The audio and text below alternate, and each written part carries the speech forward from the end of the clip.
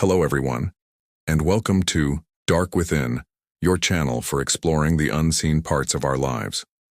Tonight, we're embarking on a journey into one of the most mysterious realms we all experience: sleep.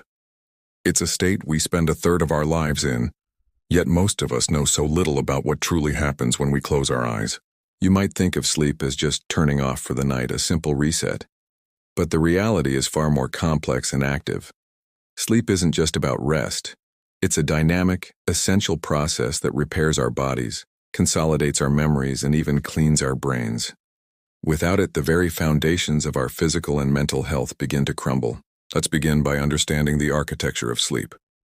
Our sleep isn't a single, monolithic state. Instead, it's structured in cycles, each lasting about 90 minutes. Within each cycle, we travel through different stages. First, there are the stages of non-rapid eye movement, or NREM sleep. Stage 1 is that light, drowsy state, the gateway to sleep. You're easily woken, your muscles start to relax, and you might experience that sudden twitch or feeling of falling, known as a hypnic jerk. It's your brain transitioning from wakefulness to sleep. Next, you descend into stage 2. Here, your heart rate and body temperature drop.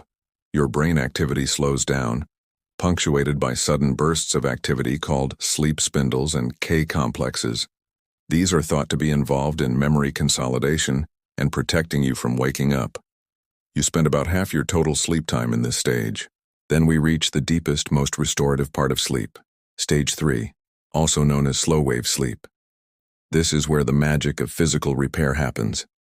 Your body releases growth hormone, works on repairing tissues, and strengthens your immune system. Waking up from this stage is difficult, and you'll often feel groggy and disoriented if you do.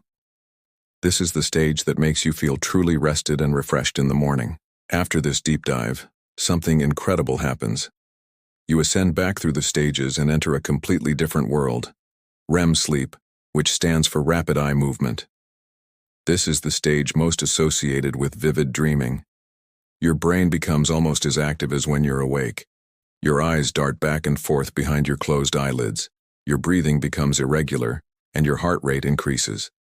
However, your body is essentially paralyzed, a protective mechanism called muscle atonia that prevents you from acting out your dreams. REM sleep is crucial for emotional regulation and memory consolidation, particularly for procedural and spatial memories. It's like your brain is running simulations, processing the day's events, and sorting through emotional baggage. These NREM and REM cycles repeat throughout the night, about 4 to 6 times. Interestingly, as the night goes on, the periods of deep sleep get shorter, while the REM stages get longer. This is why you're more likely to remember a dream you had just before waking up. So why is this intricate dance of sleep stages so important? Let's look at what happens when it gets disrupted. The dark within isn't just a metaphor. It's what can grow inside us when we're sleep-deprived. Cognitively, a lack of sleep is devastating. Your prefrontal cortex, the part of your brain responsible for decision-making, reasoning, and impulse control, takes a massive hit. You become less focused, your creativity plummets, and your problem-solving skills weaken. Simple tasks feel monumental. It's like trying to navigate a thick fog. Your memory suffers too. Since sleep is when your brain files away important information, without it, your short-term memories struggle to become long-term ones. Emotionally, sleep deprivation throws you off balance. The amygdala, your brain's emotional center, becomes hyperactive. This makes you more prone to mood swings, irritability, and stress. You might find yourself overreacting to small things. It's a vicious cycle. Stress can cause poor sleep, and poor sleep amplifies your stress. This connection is a critical reason why managing sleep is fundamental to mental wellness. And then there are the physical consequences. Chronic sleep loss is linked to a host of serious health problems. It weakens your immune system, making you more susceptible to illness. It disrupts your metabolism and hormone regulation, increasing your risk of weight gain and type 2 diabetes. It also puts a significant strain on your cardiovascular system, raising your blood pressure and increasing your risk of heart disease. Your body simply cannot perform its essential maintenance without adequate sleep. Now, this might all sound a bit alarming, but the good news is that we have a tremendous amount of control over our sleep quality. It's about creating the right environment and habits, a practice often called sleep hygiene. Let's start with your bedroom. It should be a sanctuary for sleep. This means it needs to be dark, quiet, and cool. Darkness is key because it signals to your brain that it's time to produce melatonin, the hormone of darkness that orchestrates our sleep-wake cycle. Use blackout curtains or an eye mask. Eliminate or cover any sources of light, even the tiny LEDs on electronics. Keep it cool. Your body temperature naturally drops to initiate sleep, so a cooler room can help facilitate that process. The ideal temperature for most people is around 18 degrees Celsius or 65 degrees Fahrenheit. And keep it quiet. If you live in a noisy environment, consider using earplugs or a white noise machine to mask disruptive sounds. The goal is to create a peaceful cocoon, free from distractions. Your daily routines also have a massive impact. Consistency is your greatest ally. Try to go to bed and wake up at the same time every day, even on weekends.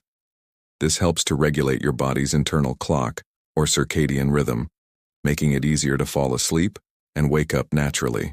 Be mindful of what you consume. Avoid caffeine and nicotine, especially in the late afternoon and evening, as they are stimulants that can interfere with your ability to fall asleep. While alcohol might make you feel drowsy initially, it actually fragments your sleep later in the night, especially suppressing that crucial REM stage. Create a relaxing wind-down routine. In the hour before bed, step away from screens. The blue light emitted from phones, tablets, and computers can suppress melatonin production and trick your brain into thinking it's still daytime. Instead, do something calming. Read a physical book, listen to soothing music, take a warm bath, or practice some gentle stretching or meditation. This signals to your mind and body that it's time to shift gears from the hustle of the day to the calm of the night. Regular physical activity is fantastic for sleep, but try to avoid intense exercise too close to bedtime, as it can be overly stimulating.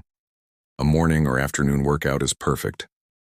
Finally, if you find yourself lying in bed, unable to sleep for more than 20 minutes, get up. Go to another room and do something relaxing in dim light until you feel sleepy again. Tossing and turning only builds anxiety and creates a negative association with your bed. Your bed should be for sleep and intimacy only, not for worrying. Understanding the deep, dark, and wonderful world of sleep is the first step toward reclaiming your nights and, in turn, transforming your days. It's not a luxury, it's a biological necessity. By respecting this fundamental rhythm of life, you empower yourself to be healthier, sharper, and more resilient. You quiet the dark within that stems from exhaustion and allow your best self to emerge. Thank you so much for joining me on this journey into the night.